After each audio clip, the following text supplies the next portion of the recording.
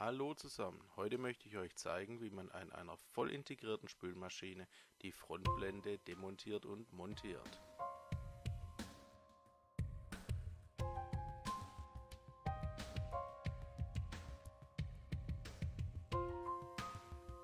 Die Befestigungsschrauben sind unter kleinen Abdeckungen, die seitlich am Deckel der Spülmaschine zu finden sind. Die einfach rausziehen geht in der Regel mit den Fingern. Und dann die Schrauben lösen, die die Platte halten, aber nicht ganz herausdrehen, nur leicht lösen.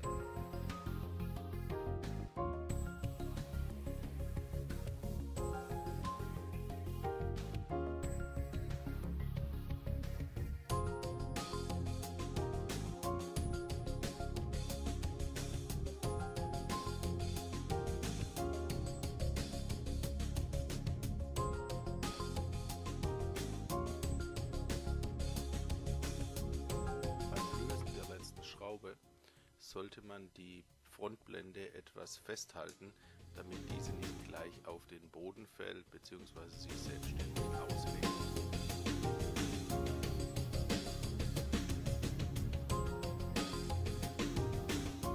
Jetzt kann man die Blende einfach hochziehen und dadurch aushängen.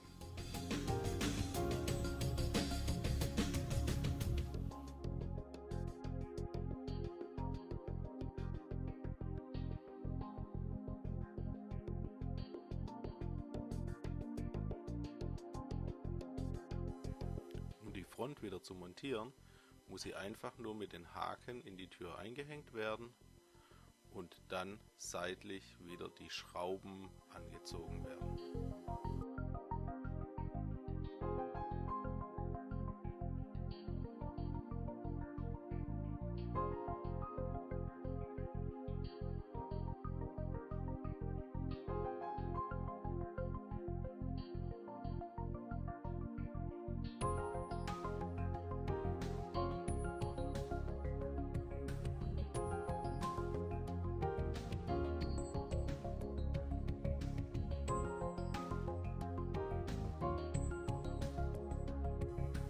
Solange die Schrauben noch nicht ganz angezogen sind, besteht noch die Möglichkeit, die Frontblende etwas auszurichten.